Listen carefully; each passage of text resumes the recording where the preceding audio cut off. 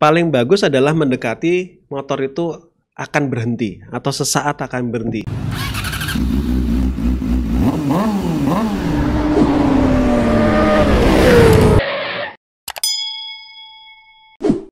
Nah, untuk latihan kali ini kita akan membahas kepada teman-teman, kita menggunakan sepeda motor, mesin sudah menyala, dan kakinya ini sudah terangkat semua di floor stepnya. Nah, oke, kita akan bahas. Ya, kita langsung videonya aja. Untuk yang video ini, kita bisa lihat kakinya sudah mulai naik ke floor step. Nah, jadi latihannya sebelum sampai ke taraf yang seperti di video adalah yang pertama, ya membiasakan diri untuk proses yang benar dulu.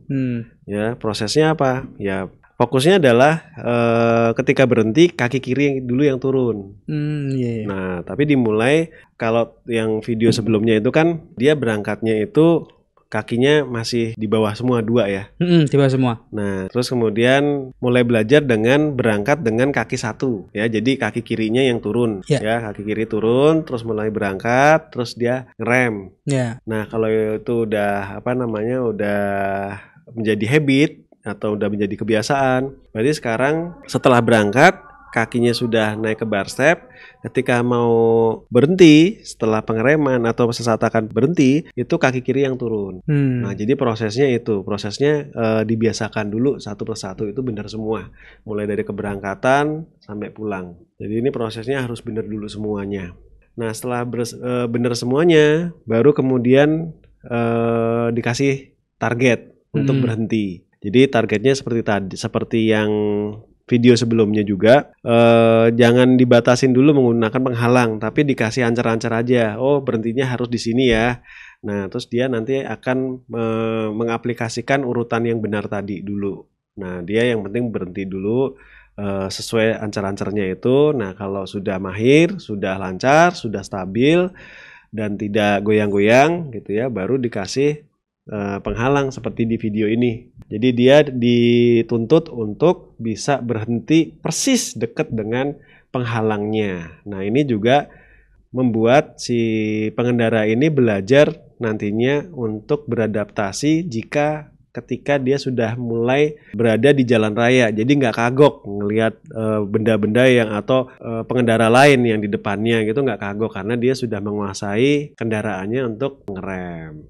Jadi seperti itu. Nah, oke Mas, gini, mungkin teman-teman akan bertanya gitu ya, kapan saatnya kita menaikkan kaki kita ke floor step? Jadi kan kita ketika mau belajar berkendara kan dimulai dari awal sampai akhir ya Mas ya. Awalnya adalah starter sepeda motor, terus berikutnya nanti adalah sampai dia berjalan, dia mengegas, sampai di akhirnya dia akan mengerem dan sampai motor berhenti. Nah, atas itu semuanya otomatis kan kita sudah melakukan starter sepeda motornya nih.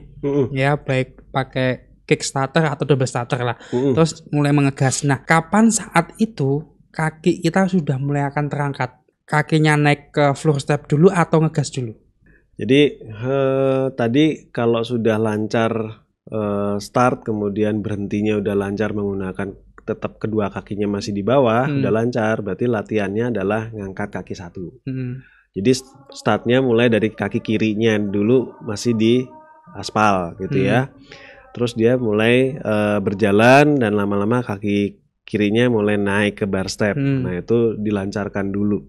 Jadi proses startnya itu dilancarkan dulu. Yang tadinya kedua kaki, terus kemudian menjadi satu kaki di bawah pada saat start. Itu dilancarkan dulu. Nah, kalau ditanya kapan sebaiknya kakinya mulai naik, ya sebaiknya secepat mungkin. Ya, karena ketika kaki itu udah naik ke atas, kita tidak punya tugas lagi gitu ya. Maksudnya kalau kaki masih di bawah gitu kan kayak belum sempurna keseimbangannya. Tapi kalau sudah sempurna keseimbangannya itu nggak butuh lama, kakinya langsung naik ke atas bar step. Sebetulnya itu makin cepat makin baik. Nah, terus kemudian dilatih lagi. Kalau ini berangkatnya udah bener, berarti pada saat berhentinya tuh dilatih hanya kaki kiri aja yang turun, kaki kanannya harus tetap di atas floor step atau bar step. Nah, itu dilatih dulu, tapi kita tidak melatih jaraknya. Jadi yang penting prosesnya benar dulu, seperti itu. Nah, oke, kalau turunnya Mas, turunnya itu dia boleh atau dipersilakan untuk menurunkan kaki sebelah kirinya itu sesaat setelah gas diturunkan atau setelah mengerem atau setelah apa? Ya, paling bagus adalah mendekati motor itu akan berhenti atau sesaat akan berhenti. Oke, sesaat mendekati. Jadi makin cepat, makin dekat prosesnya antara sesaat akan berhenti sama kakinya mulai turun itu makin bagus. Jadi jangan dari jauh sebelum ngerem udah buka kaki dulu, itu enggak.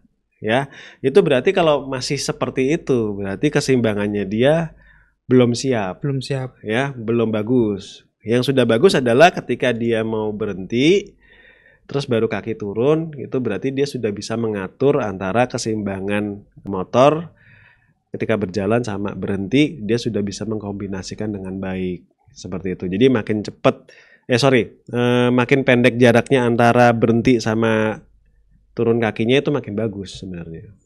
Oke, berikutnya tadi adalah masalah pengereman. Nah, untuk masalah pengereman ini kita diperbolehkannya menggunakan kedua buah rem atau salah satu rem saja, baik rem depan atau rem belakang. Yes. Jadi kalau diperhatiin ya di video sebelumnya itu kita menganjurkan untuk mulai latihan dengan menggunakan dua rem secara bersamaan.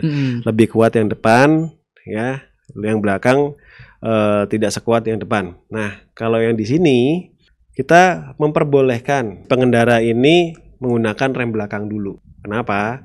Supaya dia tidak terlalu repot untuk menguasai sekaligus. Ya, jadi biarkan si pengendara ini mengatur gas, kemudian menurunkan, kemudian baru mengerem. Ya, tugasnya dibedakan. Ya, jadi kalau yang di video sebelumnya itu kan didorong. Jadi nggak ada kegiatan mengegas. Nah, kalau ini kan sudah mulai mengegas, terus gasnya ditutup, mengerem. Nah, ini biar satu-satu. Yang kanan itu ngegas nutup, yang kiri ngerem. Jadi kenapa di video ini yang kelihatan adalah sebelah kiri yang ngerem atau rem belakangnya yang ngerem. Nah, ini memang kita anjurkan untuk seperti itu karena mempermudah dalam taraf belajar. Nah, nanti kapan mulai menggunakan kedua remnya? Nah, ini bertahap lagi. Jadi pertama biarin menggunakan rem belakang dulu sampai prosesnya benar semua. Nah, kenapa? Alasannya adalah karena jaraknya pendek-pendek. Ya, 10 meter, 10 meter, 10 meter itu pendek. Kecepatannya juga tidak terlalu tinggi. Nah, nanti kalau prosesnya sudah benar, terus kemudian nanti kan akan menggunakan target. Ya, target untuk mengerem seperti di video tadi kan ada targetnya untuk mengerem. Nah, kalau dia target mengeremnya sudah benar di rentang 10 meter, boleh dilebihkan 15 meter. Ya, 15 meter. Nah, ketika kecepatannya itu di speedometer sudah menunjukkan di atas sekitar 40 atau di atas 30 atau 40, mendekati 40, itu berarti mulai belajar mengerem bersama. Nah, penggunaannya di jalan raya tentunya akan juga berpengaruh terhadap latihan. Nah, kalau latihan tadi kan saya menganjurkan untuk menggunakan rem belakang. Karena apa? Lokasinya itu jaraknya pendek-pendek.